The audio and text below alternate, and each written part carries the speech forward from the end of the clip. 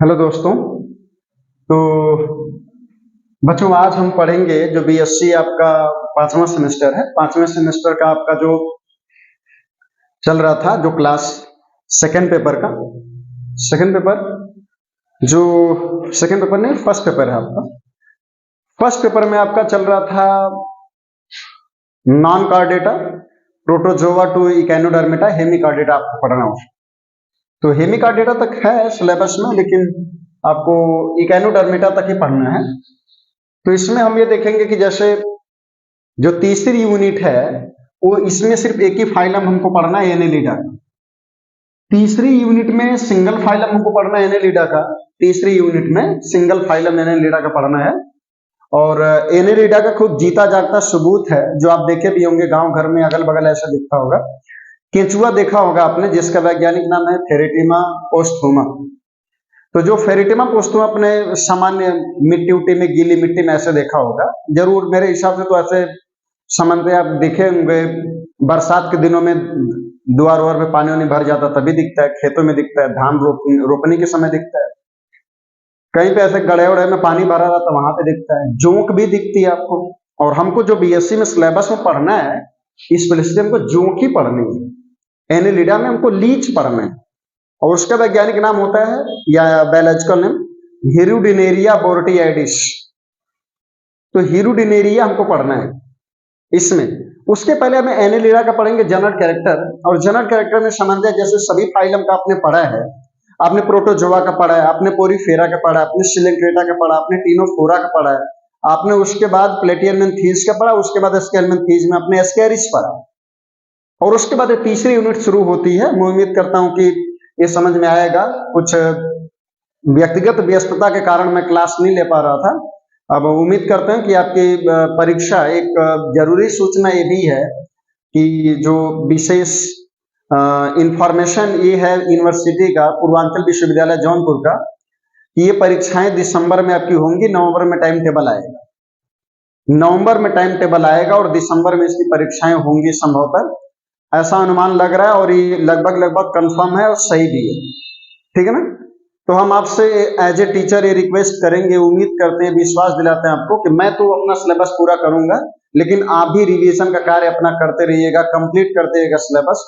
क्योंकि कब परीक्षा हो जाए, क्योंकि नियमतः जो शेड्यूल आपका है, उस शेड्यूल के हिसाब से दिसंबर में होना चाहिए एग्जाम। लेकिन जो सेमेस्टर सिस्टम में जो 1-2 महीने जो इधर उधर डिसबैलेंस होने लगता है, इसकी वजह से ये सब लोग एक्सपेक्ट करते थे कि चलो जनवरी में होगा या फरवरी में होगा, लेकिन संभवतः मान के चलिए कि दिसंबर में होगा। एक टाइम टेबल की खास बात ये होती है कि साइंस के जितने पेपर होते हैं, चाहे वो मैथ ग्रुप का हो चाहे बायोलॉजी ग्रुप का, वो थोड़ा लेट रखा जाता है टाइम टेबल में। तो लेट आता है थोड़ा सा। तो बस इसको आप ध्यान में दीजिएगा कि लेट थोड़ा सा हो सकता है, लेकिन सामान्यतया ऐसा ही होगा। ठीक है। तो इस तरह से आपकी क्लासेस जो चल रही है, मैं उम्मीद करता हूं कि आपको समझ में आएगा भी। फाइलम एनेलिडा का जनरल कैरेक्टर जो आप पढ़ेंगे, इसमें पहला है ट्रिप्लोब्लास्टिक होते हैं। आप सभी फाइलम में पीछे डिप्लोब्लास्टिक और ट्रिप्लोब्लास्टिक को पढ़ते आए हैं। ट्रिप्लोब्लास्टिक का मतलब होता है ऐसे जंतु या ऐसे जीव जिनमें जो भ्रूणीय कलाएं होती हैं, जर्म लेयर होती है, इक्टोडर्म, मीजोडर्म और इंडोडर्म की होती है। ठीक है ना। इक्टोडर्म, मीजोडर्म और इंडोडर्म तीनों की होती है। ट्रिप्लोब्लास्टिक कहलाते हैं। बायलैटरल सिमेट्री होती है। बायलैटरल सिमेट्री को हिंदी में द्विपार्श्विक सममिति कहते हैं। और द्विपार्श्विक सममिति का मतलब जैसे हम लोगों की सिमेट्री बायलैटरल सिमेट्री है। अब हम लोगों की सिमेट्री बायलैटरल सिमेट्री कैसे है? एकदम खड़ा खड़ा अगर नाक के बारे में बताए, चीर देबा कोनो के ना, जब बेहतर चीरबा एकदम पूरा फाट के दो बार में बराबर हो जाएगा। ऐसे 20 से खड़ा खड़ा, अगर खड़ा खड़ा आप चीरते हैं इसको, दो दल में बराबर बराबर डिवाइड हो जाएगा। ऐसी सिमेट्री जो दोनों को अलग कर देती है, और by equally right hand side equal to left hand side, बराबर बराबर डिवाइड करेगा, बायलैटरल सिमेट्री है। दूसरा है कि इनकी बॉडी, जो आपने केंचुआ देखा होगा, जोंक देखा होगा, इनकी बॉडी बहुत सॉफ्ट होती है और लंबे होते हैं, कीड़े जैसे होते हैं, वर्मी फार्म होता है। साथ में इनकी बॉडी जो होती है वो सेगमेंटेड होती है, और जो सेगमेंट बनते हैं, जैसे ऐसे सेगमेंट बनता है, ठीक है ना। तो जो सेगमेंट ऐसे बनते हैं, तो सेगमेंट जब ऐसे बनते हैं ऐसे ऐसे, तो इनके बीच में सेप्टा होता है। ये जो पटलिका होती है, इसी को सेप्टा बोलते हैं। तो ये सेप्टा भी इसमें पाया जाता है। जब कोई भी बॉडी खंडयुक्त होगी तो उसमें सेप्टा बीच में होता है। इसके बाद देखेंगे तीसरा पॉइंट है इसका, एक्सटर्नली थिन क्यूटिकल्स। इसकी बॉडी पर एक मजबूत थिन क्यूटिकल्स होता है, यानी इसके ऊपर वाली त्वचा थोड़ी मोटी और थिन होती है लेकिन मजबूत होती है, ठीक है ना, थिन क्यूटिकल्स होता है। और इसके बाद देखेंगे बॉडी वॉल इज डर्मोमस्कुलर।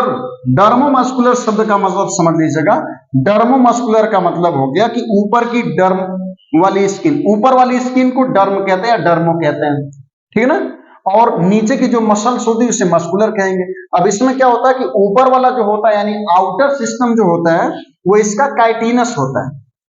आउटर जो होता है वो क्या होता है, काइटिनस होता है, काइटिनस मसल्स की बनी होती है। जो इनर होता है इसका अंदर का होता है वो लॉन्गिट्यूडिनल मसल्स की बनी होती है, ठीक है ना। तो जो ऊपर वाला होता है वो काइटिनस सर्कुलर मसल्स का बना होता है। तो काइटिनस सर्कुलर मसल्स ऊपर वाली होती है जो इसके ऊपर दिखती है, लेकिन इसके अंदर वाली मसल्स लॉन्गिट्यूडिनल होती है। देखिए सर्कुलर का मतलब होता है गोल होती है, ठीक है ना, सर्कुलर का मतलब गोल होती है। ऊपर वाली मसल्स इसकी कैसे होती है, काइटिनस होती है प्लस गोल होती है। और नीचे वाली इनर मतलब आंतरिक या नीचे वाली अंदर वाली जो लेयर होती है वो कैसी होती है, लॉन्गिट्यूडिनल होती है। लॉन्गिट्यूडिनल का मतलब होता है लंबवत, लंबवत, लंबवत का मतलब लंबा लंबा, ये लॉन्गिट्यूडिनल होता है, ठीक है ना। अब हम देखेंगे जो जनरल कैरेक्टर नंबर 5 है, no head distinct in proper body. इनकी बॉडी से इनका हेड सेपरेट नहीं होता है। हेड मतलब खोपड़ी, मूड़ी, तो इनका मूड़ी यानी केचुआ में आप सामान्य कहां देखें कि मूड़ी बहुत सेपरेट होती है, एक में सब जुड़ा रहता है। अब मूड़ी समझिए चाहे पूंछ समझिए, उसका पूंछ, पूंछ मतलब पूंछ, ठीक है ना, टेल, या तो आप टेल समझे या तो उसका कपार या हेड समझे, खोपड़ा समझे, उसका आप समझने के ऊपर है। हालांकि इसका हेड डिस्टिंक्ट नहीं होता है। इसमें ट्रू सिलोम पाया जाता है, याद रखिएगा। ट्रू सिलोम इसकी जो बॉडी कैविटी होती है, ट्रू सिलोम होता है जो दो तरफ से मीजोडर्म की जो मेम्ब्रेन होती है और मीजोडर्म से घिरा रहता है, ठीक है ना, जिसको पेरीविसरल सिलोम कहते हैं। और ये दोनों तरफ से मीजोडर्म की मसल्स होती है उसी से घिरा होता है, उसी से बनी खोखली जो पाइप होती है उसी को हम ट्रू बॉडी सिलोम कहते हैं, जो पाया जाता है, ठीक है ना, एनेलिडा में। इसके अलावा है कि इसमें लोकोमोटरी ऑर्गन या तो होते हैं या तो नहीं होते, दोनों कंडीशन में होता है, ठीक है ना। लेकिन ये जैसे आर्थ्रोपोडा में जोड़ी जोड़ी में होते हैं उस तरह से केंचुआ में यानी जोंक में जोड़ी जोड़ी में नहीं होता। हालांकि केंचुआ में और जोंक में आपने देखा होगा कि इस तरह से कोई लोकोमोटरी ऑर्गन विशेष डेवलप नहीं होता, लेकिन अन्य उसके एनेलिडा के अन्य मेंबरों में ऐसा हो सकता है, ठीक है ना। लेकिन उसमें पैरापोडिया पाया जाता है, जिससे नेरिस है। इसके पहले जो एनुअल बीएससी का चलता था, एनुअल मतलब समझ रहे होंगे, साल में जो एक बार परीक्षा होती थी, 3 साल का त्रिवर्षीय जो कोर्स चलता था, आज भी त्रिवर्षीय कोर्स चल रहा है लेकिन सेमेस्टर वाइज हो गया है। पहले जब चलता था आपका एनुअल सिस्टम में, तो उसमें आपको पढ़ना होता था एनेलिडा जब आता था तो हमको लीच नहीं पढ़ना था, हमको जोंक नहीं पढ़ना था, हमको पढ़ना था नेरिस। तो जब हमको नेरिस पढ़ना होता था तो नेरिस में एक आर्गन होता था उसके लोकोमोशन के लिए, जो उसको हम पैरापोडिया कहते थे। तो मान के चलिए कि ऐसे जनरल कैरेक्टर पढ़ रहे हैं तो पैरापोडिया का नाम आएगा। तो लोकोमोटरी ऑर्गन में पैरापोडिया होता था, लेकिन इसके जो अंग हैं वो आर्थ्रोपोडा की तरह ज्वाइंटेड नहीं होते, नेवर ज्वाइंटेड, कभी ज्वाइंट नहीं होता था, ठीक है ना। अब इसके बाद बाबू हम समझेंगे कि जो कैरेक्टर नंबर 7 है, कैरेक्टर नंबर 7 ये कह रहा है कि इनकी एलिमेंट्री कैनाल विकसित होती है। एलिमेंट्री कैनाल बोले तो डाइजेस्टिव सिस्टम यानी पाचन तंत्र, तो इनका खाने वाला पाचन तंत्र विकसित होता है, ठीक होता है, माउथ से लेकर के एनस तक होता है, ठीक है ना, माउथ से लेकर के एनस तक की फैली इनकी एलिमेंट्री कैनाल होती है। और साथ में हम देखेंगे कि इस बार इसका जो रेस्पिरेशन होता है, केचुआ का रेस्पिरेशन जो होता है, आप एक जीव समझ लीजिए केचुआ का, केचुआ पर अगर एग्जांपल आपको देंगे तो समझ में आएगा। जो केचुआ होता है तो केचुआ की जो बॉडी होती है वो गिलगिला होता है, मतलब हमेशा लसलसा चिपचिपा और म्यूकस टाइप होता है, लगता है कि हमेशा वो भीगा ही रहता है। तो उसकी जनरल बॉडी सरफेस मतलब अपनी बॉडी सरफेस के माध्यम से रेस्पिरेशन कर लेता है अपनी बॉडी से। और साथ में कभी कभार ऐसा होता है, कुछ ऐसे जीव होते हैं जिसमें गिल्स पाई जाती है और गिल्स के माध्यम से रेस्पिरेशन इसका होता है, ठीक है ना। क्लोज्ड ब्लड वेस्कुलर सिस्टम, जिसका ब्लड पूरे नसों में घूमता है, ठीक है ना, नसों से छुट्टा होके नहीं घूमता, नसों में घूमता है। जिनका ब्लड नसों में घूम रहा है वो कैसे ब्लड वेस्कुलर सिस्टम की कैटेगरी में आएगा, क्लोज वाले में आएगा, ठीक है ना। और जिनका जो जाकर के ओपनली एक पाइप से गया और ब्लड पूरा फैल गया पूरी बॉडी में, ओपनली घूम रहा है, ठीक है ना, किसी डायरेक्शनल यानी किसी एक सीधी पाइप सीधी नसों में नहीं घूम रहा है, ऐसे ब्लड सिस्टम को ओपन सर्कुलेटरी सिस्टम कहते हैं। और जिसकी नसों में घूम रहा है, पूरा नसों में, धमनी से गया सिरा से वापस, धमनी में गया सिरा से वापस, तो अब धमनी से जा रहा है, सिरा से जा रहा है, पाइप पे पाइप काम हो रहा है, तो इसको कहते हैं क्लोज। और जिसमें एक पाइप से गया, पूरा खुल करके चारों तरफ बिखर गया, फैल गया सिस्टम में, और उसके बाद वहां से कलेक्ट होके आ रहा है, इसको ओपन वेस्कुलर सिस्टम कहते हैं। ठीक है ना। तो इनका जो ब्लड होता है वो खासकर लाल होता है, जो एनेलिडा मेंबर होते हैं, एनेलिडा के मेंबर का जो ब्लड होता है वो लाल होता है। नर्वस सिस्टम यानी तंत्रिका विकसित होता है। इसमें जो एक्सक्रेटरी सिस्टम होता है वो भी डेवलप्ड होता है। इसमें नेफ्रीडिया और सिलोमोडक्ट, ये दोनों इसके एक्सक्रेटरी ऑर्गन आप कह सकते हैं कि पाए जाते हैं, जिनके माध्यम से इनकी बॉडी का वेस्ट मटेरियल बॉडी से बाहर जाता है। गोनैड इसमें विकसित होते हैं। गोनैड क्या होता है भैया? गोनैड होता है जो मेल और फीमेल रिप्रोडक्टिव ऑर्गन्स के जो मेन पार्ट्स हैं। गोनैड को हिंदी में आप जनक कहते हैं, गोनैड को हिंदी में जनक कहते हैं। और जनक होते हैं मेल और फीमेल के, जैसे मेल में होता है टेस्टिस, ठीक है ना, मेल में होता है टेस्टिस और फीमेल में होता है ओवरी, ठीक है ना। टेस्टिस से बनता है मेल गैमिट और ओवरी से बनता है फीमेल गैमिट। ये दोनों जो होते हैं ये कहलाते हैं गोनैड, ठीक है ना। तो केंचुअम गोनैड होता है। इसके सेक्सों में समझिएगा, इसका सेक्स जो होता है यानी मेल और फीमेल दोनों सेपरेट होते हैं। जब सेपरेट होते हैं तो उसमें डेवलपमेंट जो होता है वो इनडायरेक्ट होता है, यानी लार्वा बनता है। जब इसके मेल और फीमेल दोनों सेपरेट होते हैं तो इसका डेवलपमेंट इनडायरेक्ट होता है। जिसका डेवलपमेंट इनडायरेक्ट होगा यानी उसका मतलब कि मेल और फीमेल दोनों के गैमेट से जाइगोट बनेगा, और जाइगोट से क्या बनेगा? लार्वा बनेगा, और लार्वा से एडल्ट बनेगा। इसको कहते हैं इनडायरेक्ट डेवलपमेंट। और डायरेक्ट डेवलपमेंट क्या होता है?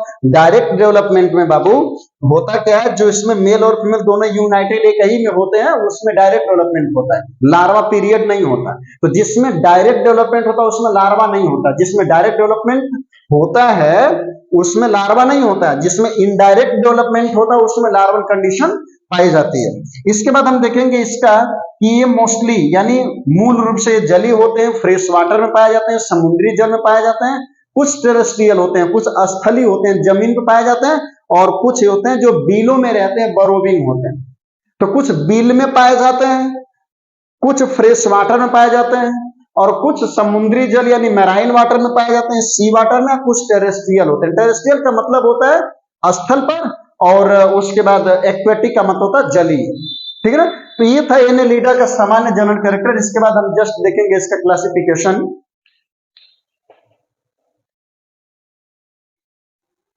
तो इसके बाद इसका जो एनेलिडा क्लासिफिकेशन है, तो क्लासिफिकेशन में आप देखेंगे बहुत सिंपल से इसका क्लासिफिकेशन है।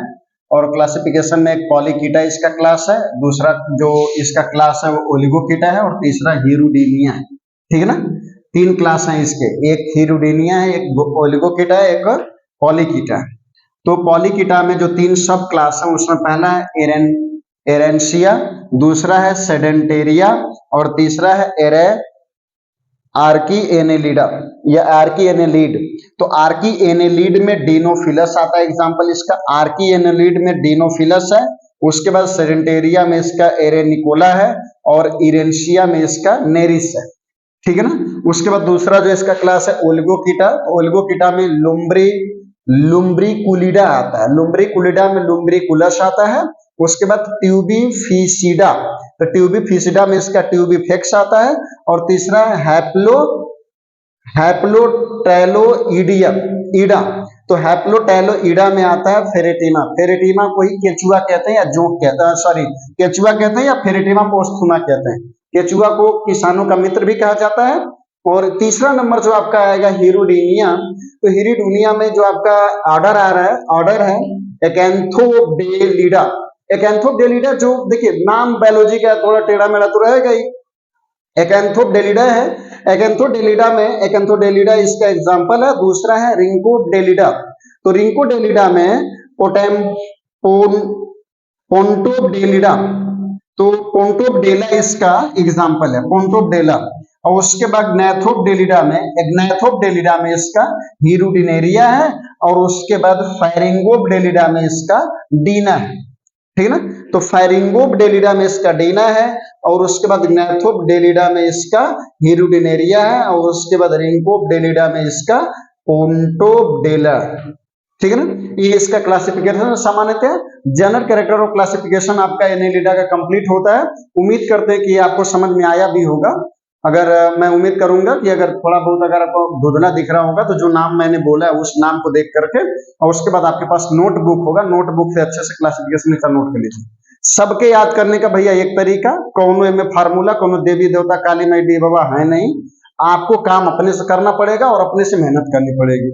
ये मत समझिएगा कि नहीं ऐसे हमने खूब ऐसे नींद मारी और उसके बाद परीक्षा में जाके लिख दिया, तो ये मजाक नहीं है।